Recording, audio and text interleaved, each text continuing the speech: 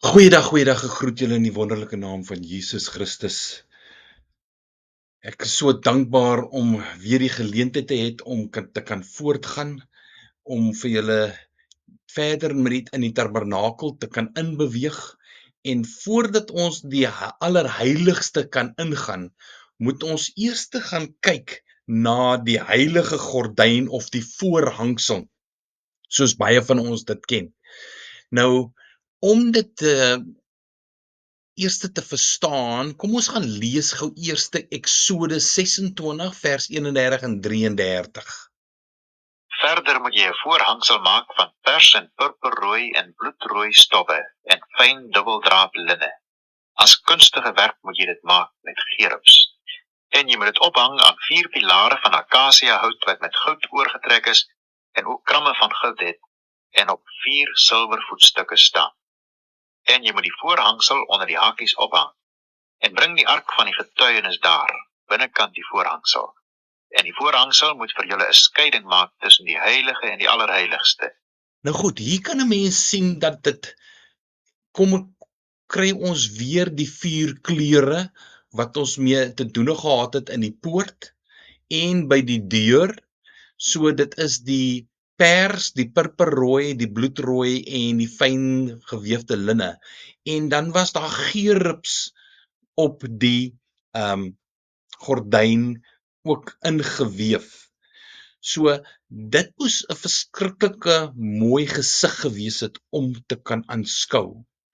En dat ons ook sal sien dat die voorhangsel was 'n soliede stuk gordyn gewees. En dit was 6 meter lank en dit was 5 meter hoog. Nou in die woord van God in die Bybel wat ons ken, kan ons nie werklik waar nêrens sien hoe dik die gordyn was nie. Maar as ons na die Talmud en die Mishnah toe gaan, dit is die mondelingse geskrifte wat hulle neergeskryf het in ballingskap, dan sal 'n mens sien dat hulle praat van dat die voorhangsel se dikte was 'n palm dik gewees. Dis so 4 duim of so 7.62 sentimeter wat dit dik was. So dit was alles in een stuk geweef gewees. En in die Talmud en die Mishnah word daar genoem dat 2 perde nie hierdie gordyn kon skeer nie. En dat dit 300 priesters geneem het om die voorhangsel op te hang en af te haal. Nou wanneer die voorhangsel afgehaal gewees het, dan was dit oor die ark en die versoendeksel gegooi, sodat dit die ark en die versoendeksel kon verberg het vir die normale mens. So dit was net die hoëpriester wat eenmal 'n jaar ingegaan het en die ark en die versoendeksel kon gesien het, en dat hy moes onderdeur hierdie voorhangsel gekruip het. Nou, ek weet nie van u nie, as hy 6 meter lank was en 5 meter hoog en hy was 7 sentimeter dik, moes hierdie voorhangsel 'n geweldige gewig gewees het en moes ook verskriklik sterk gewees het. Nou die voorhangsel, as jy daar regoor dink, sal jy besef dat dit is 'n simbool geword wat die mensdom se skei van die teenwoordigheid van God. Want die priesters kon ingekom het in die heiligdom, maar net die hoëpriester kon ingegaan het in die teenwoordigheid van God, waar die ark en die versoendeksel was. En ons kan sien dat hierdie simbool, hierdie voorhangsel, verteenwoordig dan ook die sonde van die wêreld.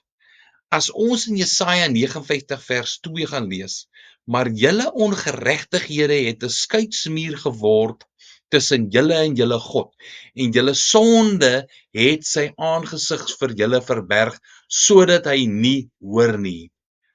julle ongeregtighede het 'n skeidsmuur, 'n skeiding geword tussen julle en julle God. So hierdie voorhangsel was daardie skeiding gewees. Nou wat ons ook oplet is dat hierdie voorhangsel het gehang aan 4 pilare. Nou reg aan die begin van die reeks het ons behandel al die nommers wat sekere totale beteken. Soos 5 beteken die genade en dan 4 pilare verteenwoordig die aarde of die wêreld. So die voorhangsel wat nou sonde verteenwoordig en die 4 pilare is die wêreld. So dit is die wêreld se sonde wat in hierdie voorhangsel vasgevang is.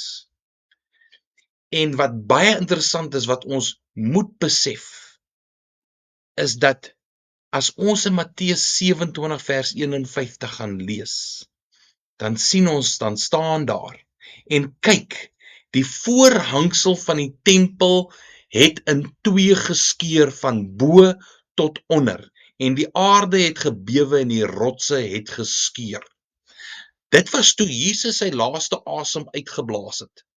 Het hy letterlik en figuurlik daardie gordyn vir ons, daardie skeiding wat ons geskei het van God, het hy geskeur in 2.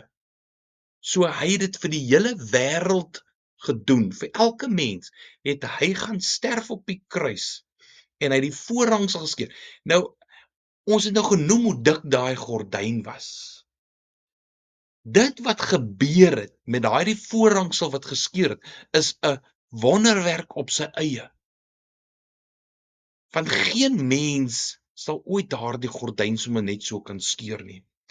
En dat 'n mens kon werklik waar dat God kon wys dat sy seun het die toegang vir ons berei. En as ons gaan kyk in Hebreërs 10 vers 19-20 en as ons daar lees, dan sien ons, terwyl ons dan broeders vrymoedigheid het om in die heiligdom in te gaan deur die bloed van Jesus.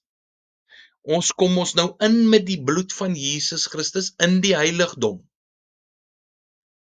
Op die nuwe en lewende weg wat hy vir ons ingewy het deur die voorhangsel heen, dit is sy vlees. Hier sien ons iets baie interessant is dat Jesus het die voorhangsel vir ons geskeur, hy het die weg vir ons nou geopen om in die teenwoordigheid van God te kan ingaan. Maar hy het dit gedoen deur sy vlees. Die voorhangsel heen, dit is sy vlees. Dat die voorhangsel verteenwoordig Jesus Christus se liggaam. Soos die voorhangsel geskeur het, so was Jesus Christus se liggaam geskeur en dat hy die sondelas, daardie swaar gewig gordyn, het hy op hom geneem. Want ons het mos nou reeds gesien dat die gordyn verteenwoordig Jesus en dit is sy liggaam wat hy vir ons geskeur het sodat ons toegang tot die teenwoordigheid van God mag hê. Mense, dit is so 'n groot prys wat ons Here Jesus Christus vir ons gegee het en vir ons betaal het. Dat soms besef ons dit nie altyd dat wat 'n groot prys hy moes betaal het op daardie kruis deur sy liggaam letterlik en figuurlik te skeur soos wat die voorhangsel geskeur is vir ons. En dit bewys net weer eens dat Jesus Christus ons eerste lief gehad het.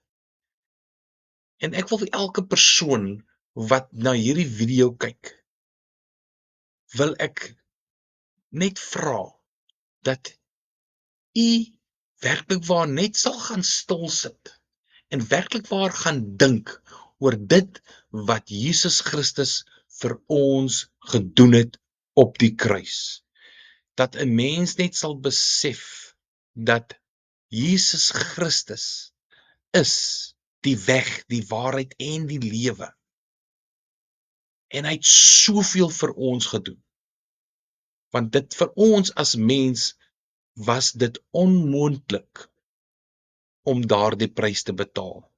Hy was die waardige lam om die prys te betaal. Sy bloed was die volmaakte offer wat vir ons gestort is. Mag ons net weer eens besef dat ons Jesus Christus elke dag sal bedank vir daardie werk wat hy aan die kruis gedoen het. En moenie soos baie van ons dit doen. Onthou die voorhangsel is 'n skeiding tussen ons en God se teenwoordigheid. En weet daar so baie van ons wat weer daardie voorhangsel deur ons sonde weer aan mekaar begin weef om daardie skeiding tussen ons en God weer te plaas. Kom ons luister na die Heilige Gees se fluisteringe in ons lewe om ons te oortuig van dit wat verkeerd is in ons lewe en dat ons werklik waar net sal besef dat ons elke dag bietjie nader aan God moet gaan. Want hy sê in sy woord, nader tot my en ek sal tot jou nader. Kom laat ons die tyd uitkoop en werklik waar meer tyd in sy woord, in sy teenwoordigheid, in gebed sal spandeer, sodat ons 'n ware lig kan wees vir hom. Ek sê baie dankie vir u tyd en mag u 'n geseënde week het hierdie komende week. En mag ons werklik waar ons getuienis uitlewe en Jesus Christus se naam verhoog daar buite. Baie dankie.